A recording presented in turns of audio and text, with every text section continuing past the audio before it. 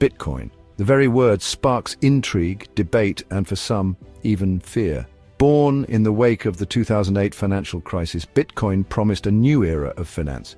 It vowed to take power away from centralized institutions, banks, governments, corporations, and hand it back to the people. This digital gold, forged in the fires of cryptography, would be decentralized. It would be transparent. It would be free from the whims of those who sought to manipulate it for their own gain. But is this vision a reality, or just an idealistic dream? As we delve deeper into the world of Bitcoin, we must ask ourselves a crucial question. Who really holds the reins of this revolutionary technology? The answer, as we shall see, is not so simple. It lies not in a single entity, but in a complex interplay of forces.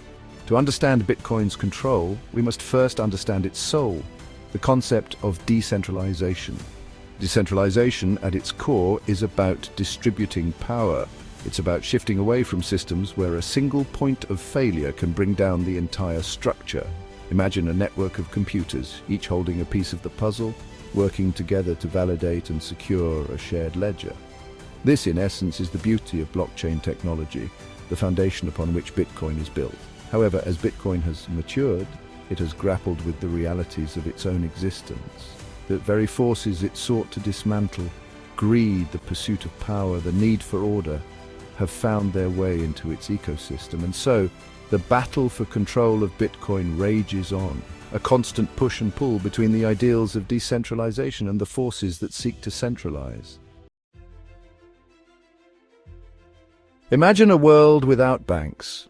No more exorbitant fees, no more denied transactions, no more centralized control over your own money, and no more waiting in long lines.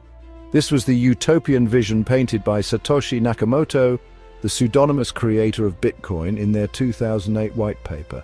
A system where anyone, anywhere, could send and receive value directly without the need for intermediaries or traditional banks.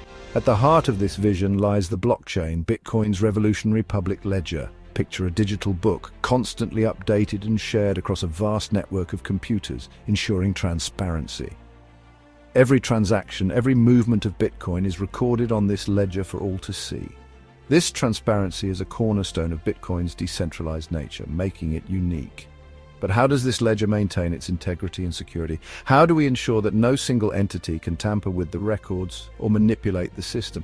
The answer lies in a clever combination of cryptography and game theory, embodied in Bitcoin's consensus mechanism proof of work.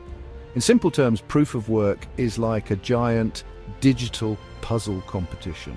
Computers on the Bitcoin network, known as miners, race to solve complex mathematical problems. The first miner to find the solution gets to add the next block of transactions to the blockchain and is rewarded with newly minted Bitcoin.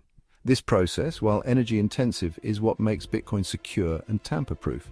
To alter the blockchain, an attacker would need to control a majority of the network's computing power, a feat that is practically impossible given the network's distributed nature. In the early days of Bitcoin, mining was a relatively solitary affair, often done by individuals. Hobbyists with spare computers could participate in the proof-of-work lottery, hoping to strike digital gold and earn Bitcoin. However, as Bitcoin's value soared, so too did the competition for mining rewards, making it more challenging. Enter mining pools, collaborations of miners who combine their computing power to increase their chances of solving blocks and earning rewards.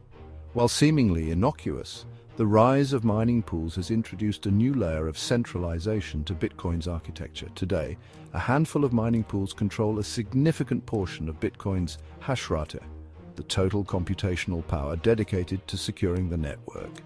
This concentration of power raises concerns about potential collusion among the largest pools. If a few large pools were to collude, they could, theoretically, influence the direction of the blockchain, potentially even reversing transactions or preventing new blocks from being added. While such an attack is unlikely, it highlights a fundamental tension in Bitcoin's design and its security. The very incentives that encourage participation in the network, namely the prospect of financial reward, can also lead to centralization. As miners band together to maximize their profits, this raises the question: how do we balance the need for security and efficiency with the desire for a truly decentralized and censorship-resistant network? The answer, as we shall explore further, lies in ongoing innovation and a deep understanding of the trade-offs inherent in any complex system.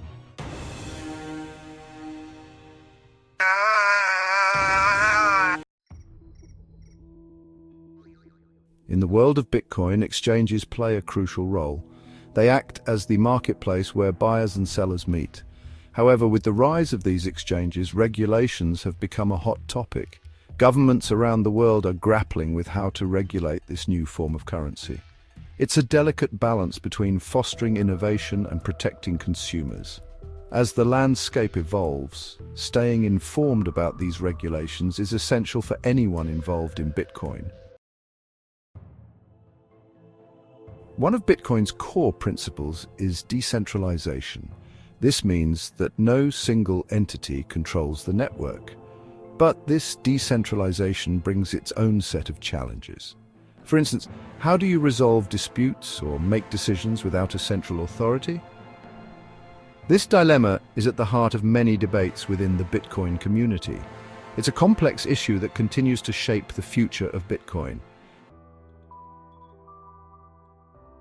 Bitcoin's journey is a constant balancing act. On one hand, there's the need for security and stability. On the other, there's the drive for innovation and growth.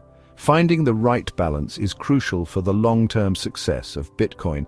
This balancing act impacts everything from network upgrades to user adoption.